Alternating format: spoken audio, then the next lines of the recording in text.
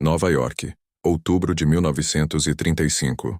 Em uma sala enfumaçada nos fundos de um restaurante italiano no Midtown, o ar estava carregado de uma eletricidade estática que precederia uma tempestade. Ao redor de uma mesa de carvalho maciço, sentavam-se os homens que controlavam o destino de milhões de dólares e a vida de qualquer cidadão entre o Brooklyn e Chicago. No centro das atenções, com o rosto vermelho de fúria e saliva voando enquanto gritava, estava Arthur Flegenheimer, mais conhecido pelo mundo como Dutch Schultz. Ele era o barão da cerveja do Bronx, um homem violento, paranoico e desesperado.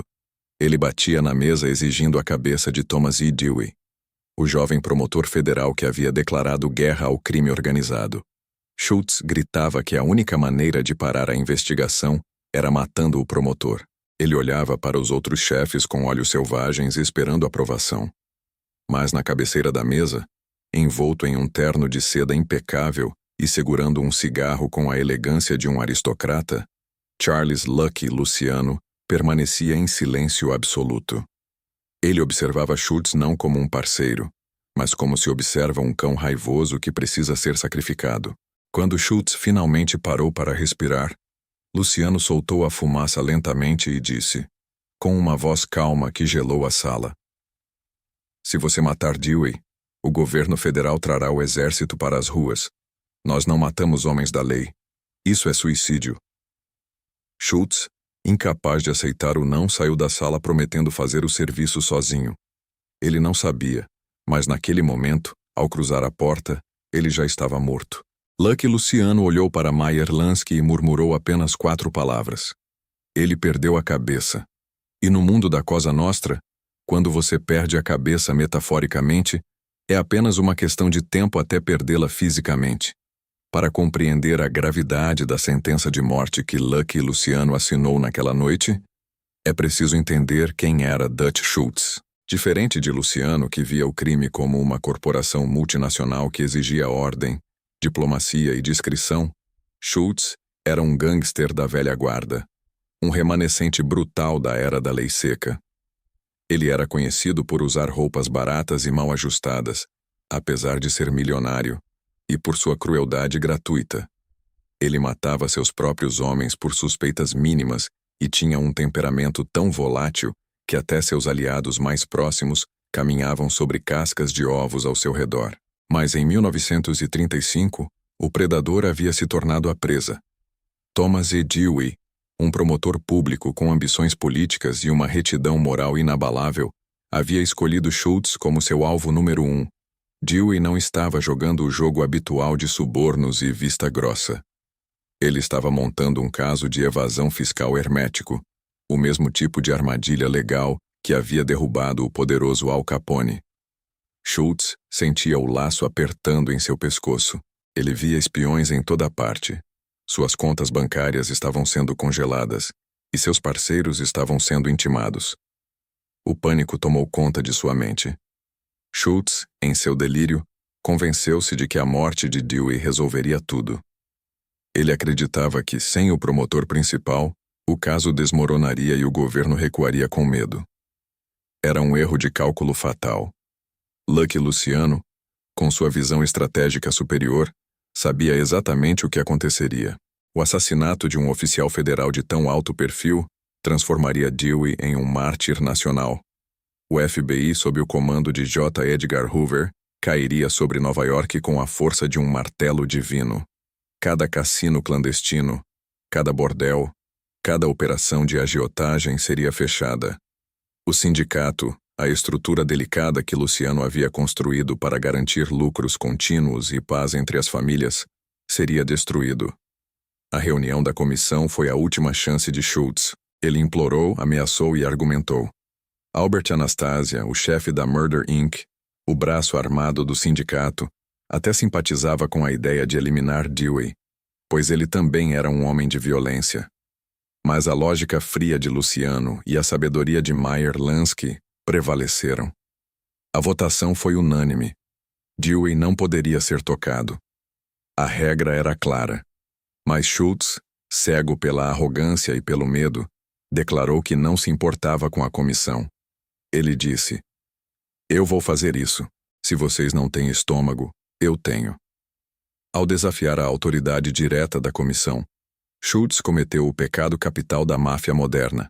Ele colocou seu interesse pessoal acima do bem-estar da organização. Assim que Schultz saiu da reunião, Luciano deu a ordem. A lógica era simples.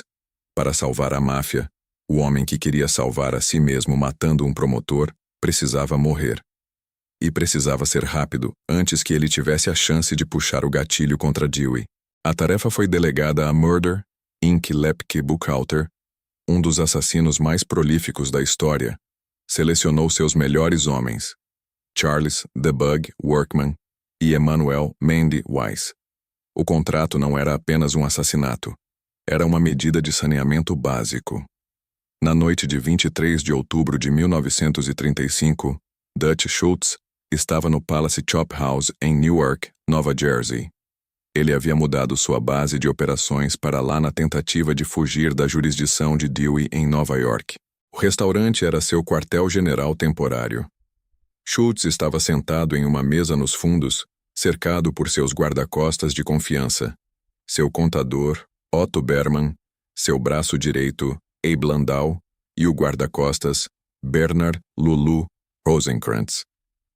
Eles estavam fazendo contas, revisando livros-razão, tentando descobrir como salvar o império financeiro que estava ruindo. O clima era tenso, mas Schultz sentia-se seguro ali, cercado por seus homens e longe dos olhos de Dewey. Por volta das 22h15, Dutch Schultz sentiu a necessidade de ir ao banheiro. Ele se levantou, deixando seus homens na mesa, e caminhou até o lavatório masculino. Foi o momento que o destino escolheu para fechar a conta. Minutos depois, 2 homens entraram no Palace Chop House. Charles Workman e Mandy Wise não vieram para jantar. Wise ficou perto da entrada, cobrindo o bar e os garçons com uma espingarda de cano cerrado, garantindo que ninguém se movesse. Workman, armado com um revólver calibre .38 e uma pistola .45 automática, caminhou diretamente para os fundos. A cena que se seguiu foi um caos de fumaça e barulho. Workman encontrou os guarda-costas de Schultz ainda na mesa. Ele abriu fogo. Berman, o gênio da matemática que manipulava as probabilidades das apostas, foi atingido primeiro e caiu morto. Landau e Rosenkrantz tentaram sacar suas armas, mas foram alvejados. Eles conseguiram revidar, transformando o salão de jantar em uma zona de guerra, mas estavam mortalmente feridos. Workman, no entanto, estava procurando o prêmio principal. Ele viu a porta do banheiro. Ele chutou a porta. Lá dentro, Dutch Schultz estava de pé diante do mictório, ou talvez lavando as mãos. Os relatos variam. Ele estava desarmado e vulnerável. O barão da cerveja, o homem que queria matar um promotor federal, virou-se e encarou o cano da arma de Workman. Não houve discurso, não houve última frase de efeito. Workman disparou. A bala, uma .45 enferrujada. Dizem que os assassinos da Murder Inc. às vezes tratavam as balas com alho ou as deixavam enferrujar para garantir que a infecção matasse a vítima se o impacto não o fizesse. Atingiu Schultz logo abaixo do coração. Ricocheteou em suas costelas e rasgou seus órgãos internos. Schultz caiu no chão de azulejos frios do banheiro. Workman saiu, acreditando que o serviço estava feito. Ele e Wise fugiram na noite de Newark, deixando para trás um massacre. Schultz incrivelmente não morreu na hora. Ele cambaleou para fora do banheiro, segurando o lado do corpo, e sentou-se à mesa, com a cabeça baixa, murmurando de dor. Quando a ambulância chegou, ele estava consciente o suficiente para dar dinheiro aos paramédicos e pedir que o tratassem bem. O que se seguiu no hospital foi um dos episódios mais estranhos da história criminal. Dutch Schultz, em seu leito de morte, com febre alta e sob o efeito de morfina, começou a delirar. A polícia, desesperada para obter informações sobre quem o havia baleado e sobre suas operações ilegais, colocou um estenógrafo ao lado de sua cama para anotar cada palavra. Mas Schultz não deu nomes. Ele não quebrou a omertá. Em vez disso, sua mente fraturada produziu um fluxo de consciência surreal. Uma poesia macabra e sem sentido que fascinou escritores e psicólogos por décadas. Um menino nunca chorou, nem traçou Milking. Ele murmurou. A mãe é o melhor aposta e não deixe Satanás desenhar muito rápido. Ele falava de feijões franceses, de dinheiro, de medo. Por favor, me deixem em paz. Ele implorou à polícia que tentava interrogá-lo. Em seus momentos finais, o gangster brutal regrediu a uma criança assustada, perdida em um labirinto de culpa e dor. No dia seguinte, 24 de outubro, Dutch Schultz finalmente sucumbiu aos ferimentos. A bala enferrujada de Lucky Luciano havia cumprido seu propósito. A notícia da morte de Schultz chegou a Nova York como um suspiro de alívio, não apenas para a polícia, mas principalmente para o submundo. Thomas E. Dewey, o homem que Schultz queria matar, viveu. Ironicamente, a sobrevivência de Dewey permitiu que ele continuasse sua cruzada. Anos depois, Dewey seria o homem responsável por processar e prender Lucky Luciano, usando acusações de prostituição forçada. Muitos historiadores do crime apontam para essa ironia. Ao salvar a vida de Dewey, Luciano selou seu próprio destino de prisão. Se Schultz tivesse matado Dewey, a repressão teria sido terrível, sim. Mas talvez a carreira política de Dewey tivesse acabado ali. Luciano, no entanto, nunca se arrependeu da decisão. Para ele, era uma questão de princípios corporativos. O caos era ruim para os negócios. Matar um promotor era um ato de guerra contra o Estado. E a máfia existia para parasitar o Estado, não para derrubá-lo. A execução de Dutch Schultz foi a prova definitiva de que a comissão funcionava. Foi a demonstração de que as velhas regras de vingança pessoal e violência descontrolada haviam acabado. Sob o reinado de Luciano, a decisão de matar um chefe não era tomada por raiva, mas por votação. Foi um assassinato burocrático, uma demissão executiva realizada com chumbo grosso. Enquanto o corpo de Schultz esfriava no necrotério de Newark e os jornais estampavam manchetes sobre o fim do inimigo público, Lucky Luciano estava em sua suíte no Waldorf Astoria, provavelmente apreciando uma bebida cara. Ele havia removido o elemento instável. Ele havia impedido uma guerra com o governo federal. Ele havia mostrado a todos os outros chefes o que acontecia quando alguém perdia a cabeça e desafiava a diretoria. A lenda de Dutch Schultz terminou não com a glória de um tiroteio contra o FBI, mas de forma patética, sangrando no chão sujo de um banheiro de restaurante, traído pelos únicos homens que ele pensava serem seus iguais. E a lição ficou gravada nas paredes do submundo.